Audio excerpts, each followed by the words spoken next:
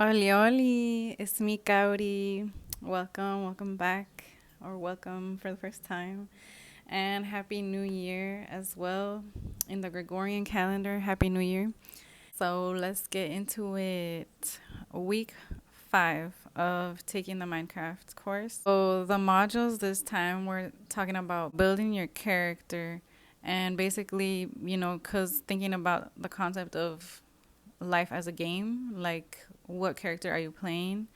And so it's really important to know yourself because if you don't know what character you are, like what tools you have at your disposal, like, you know, what are your gifts, what are your talents, what do you have that can benefit you like in the game basically. Like if you don't know that, knowing who you are is just is just a good skill to have basically. Like your life can go away easier if you know who you are. So she basically had in the course, she has you look up your 16 personalities and your human design.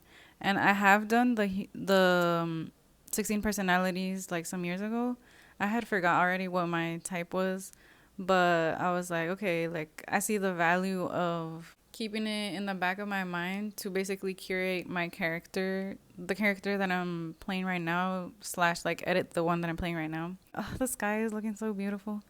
Yo, no, literally the sky was gray like all day. And then I sat down to I was like closing my eyes a little bit before starting the video to, like censor. And then tell me why the sun starts coming out and I'm like, period, of course it would. In the very moment that I'm about to start filming, like, thank you God. But anyway, so right now it's looking very beautiful. And so but anyways, so for the 16 personalities test, I got that I am an advocate, and it's the letters or whatever are INFJA. So introverted, intuitive, feeling, judging, and assertive. Assertive, I got 93%. That's the highest score that I got. Which makes sense. But yeah, the 16 personalities one, I guess maybe since I had already done it before, I kind of knew roughly what it was about. But the human design, though, the human design, let me tell you, I had never done that before. And it was very affirming. And I started to be able to make certain connections very quickly. So for the human design, it's just based on your birth date, the time you were born, and the city that you were born, the place you were born. So my human design type is generator, the life force.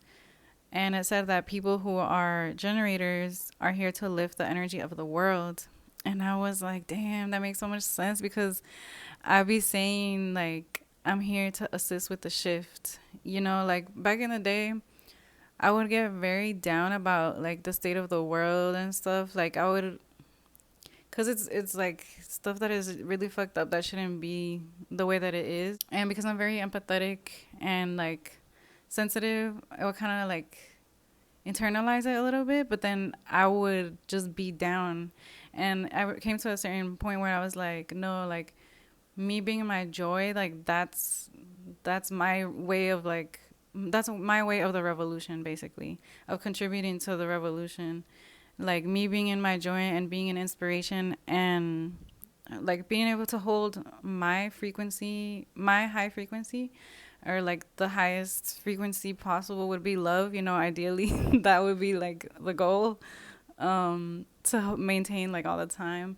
But but obviously I'm human too, so like some people gonna piss me off sometimes. Nah, just kidding. But anyways, but yeah, so I feel like the world is naturally heading in the direction of a revolution, like of thought, of mind. That's like the most powerful, really, because it's kind of like, imagine if everyone just unplugged from the matrix and is like, doing their own thing, living their best life, like being happy, and we just stop agreeing that there's concepts like scarcity and lack in society, Like just imagine. I'm like, just imagine. But anyways, so I feel that the world, like I really believe that the world is naturally heading in a good direction, no matter how chaotic things seem right now and like really messed up. But yeah, connecting it back to the human design part, this was very affirming because I do feel that I came to this earth to assist with the shift in the elevation of frequency of the world and like healing of the world. So, um, so yeah, I was like, okay, period. Like that's very affirming. And then my most important gift that they stated is marching to your own rhythm. So that's very affirming too. It's basically just like your most important gift is to be you, like, be your authentic self and like follow what your heart is telling you in essence. Oh yeah, and then the my most important gift, marching to my own rhythm, connects with my life theme, which is about mine is about being a living example of transformation through experience. I am wired to explore new feelings, moods, and possibilities, then share practical wisdom from what I've lived so my community can evolve too. Which I was like, perfect. Like, that's literally what I'm doing right now, period. So it was very affirming in like things that I already thought I should be doing or things that I just naturally do, but it's so perfect to know that it's like there's a whole system that is saying like yeah, like yes, like that's you. That's you. It's just affirming to also like for example the part about your manifesting style. Mine is passive, non-specific manifester. So basically, my energy thrives on invitation and flow over forcing, and opportunities find me when I'm in alignment, which is so perfect because one of my rules for myself, for my reality, is that my only job in life is to be me and to expand in my alignment with Source. That's it. So that literally touches on like two of the things that the human design was telling me. And something else in the human design that I was like, like I didn't know that was even a thing, was one like category was about digestion. Um, and mine it says that I thrive off of hot food, like warm cooked meals that are easy to digest over raw salads or cold smoothies, which can drain my energy. I was like, whoa, who knew? Like, drain. I don't know if that I believe that fully, like, drain. But then I was like, okay, let me just start noticing how I feel when I eat a warm meal versus cold meal. And I think it's like, for the warm, what I started to notice is that it's more of a feeling of satisfaction when it's a warm meal versus cold. So that was new. And then they also said that my strongest sense is smell. And then I was asking MAI, like, hey, the human design said that my strongest sense is smell. So can you give me some examples of like how I can use this in my favor? Or like does this mean that I can wire new beliefs into my brain through using smell or something like that? And then it was like, yeah. She said yes. She said pair a signature scent with affirmations or identity shifts. Spray/smell before big decisions or creative work, and your system will start associating that smell with safety and flow, rewiring faster because olfaction boosts neuroplasticity. And that, yeah, I remember now that in an earlier module, Em was talking about how out of all our senses, smell is the one that goes like straight to the brain, straight to the limbic system for memory, emotion, and identity shifts. So I was like, wow, perfect. That's so perfect because I already have an ode. Actually, I have it right here because I put it on before this. It smells so good. It smells. I usually wear this, just like I put it on myself whenever I'm like about to go out, or when I'm out and I want to reapply. I put it on like my neck or like here, and it's Egyptian musk. If you're curious about what the smell is, and I decided, bet I'm gonna when I do my awe card, which in the previous video I talked about that I started doing this kind of ritual at 8:30 p.m. Basically, I'm habit stacking because it's the time that I take my medication. So I was like, let me habit stack some other things. So basically, when I do that ritual at 8:30, I also incorporate smell, and it basically locks it further in because it goes straight to the limbic system. And so I was honestly very happy to find out that my strongest sense is smell because of what Em had said about it, that it goes straight to the brain. So it's only been about a week or so that I started incorporating the smell, my ode, to the ritual. But I also started incorporating the smell during morning affirmations and then nighttime affirmations. And I feel like now my brain like expects it, which is good, because like whenever I'm doing my, like the other day, a couple of days ago, I didn't have it on hand like right away when I was doing the ritual. But then as I'm reading my A card on my phone, then I just like start reading the affirmation part, and my smell is like my nose is like something's missing. So it already had learned to associate the smell with the A card. I was like, that's so cool. That's like the Pavlov's dog that I was talking about in the past episode as well. So yeah, the human design is really cool. I highly recommend that you look up your own, and it's free too, so like you can just look it up at any moment. It was really helpful. So let me tell you about this vision board workshop that Carla Sofia hosted. Y'all, she's so amazing. She is just so thoughtful. Like, you can really tell how much passion and thought she puts into all of her presentations. And yeah, amazing.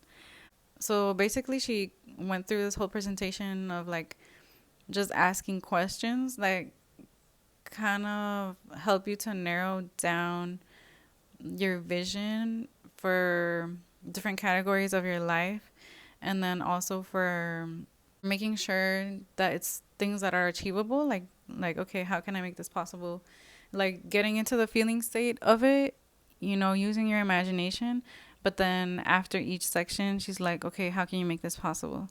So I'm definitely gonna do that, but I just want to share like a couple questions that she asked, because girl, she started with she started with the first question so deep. I was like, damn. I'm like, yeah, I'm gonna have to do this later. And like right now, I'm gonna just write down the questions. She said, "Who do I want to be by the end of 2026?" I was like, damn. Who do I want to be by the end of 2026? Like, first of all, it's so far ahead. That's something that I realized through this workshop, though. Like, I really don't plan ahead, honestly, or like in the past, because now it's different, because a new character is loading. But yeah, like I usually just live in the moment type shit. I plan ahead, but not like 10 years from now or whatever, like 30 years from now. That's so far away in my mind. I'm like, I appreciate every single day, but at the same time, it's like it's good to have a balance of planning ahead and also still living in the present moment. Oh, and then what I realized when I kept coming back to that question, though, who do I want to be by the end of 2026? Then I remembered my human design, and I was like, hold up. My passive and non-specific style of manifesting. says that I don't have to be so hyper detailed when it comes to my manifestations, like visualizing it, but it's more so the vibe, like the feeling, the mood of the manifestation. So I was like, oh, okay, that makes it easier to kind of start to think about. So I think it was really such perfect timing that I learned about my human design, and then with the vision board questions, I'm able to see what naturally flows for me, and that only like reinforces more to my brain, like me being my authentic self is not only safe, but that's what will take me to success. Like that's what will help me succeed in all of the ways that I want. So yeah, let me just read a couple questions that hopefully maybe they can get you to think about stuff in your life that you want for 2026. And also I'm proud of myself for not like beating myself up about not having the vision board already done, or like these questions answered already, like I already have my goals and stuff. For me, it really is about flowing with it. Like when I feel called to do it, like I'm excited to do it regardless. I've just been wanting to have like a specific time set aside to do it. Like give myself 2 3 hours to really go through and answer all the questions, and then look at images and stuff like that. So I just really want to be in a reflective state where that won't really be interrupted, like do it in one sitting type shit. So so yeah. But okay, some questions. What would make me feel genuinely proud of 2026? Imagine if you didn't do anything else, but you did this one thing that made you so proud that it made your whole year basically. What is that thing? If you can answer that for yourself, you know. I'm like, damn, that's a good question. Another question that she asked was in specifically the relationships and connection category of the vision board. Because she said that you can break down your vision board into 5 categories. So one would be health and body, 2 is career and purpose, 3, relationships and connection, 4, personal growth and mindset, and 5, home and environment. And it's not like any specific order, it's just I just said it in numbers. But under the relationships and connection category, she asked, what's the quality of presence you want to offer those you love? I was like, damn. I think that's all I have for you today. That's all I wanted to share for now. And I'm excited to share my vision board next time. So, yeah, as always, stay true, stay blessed. Bye.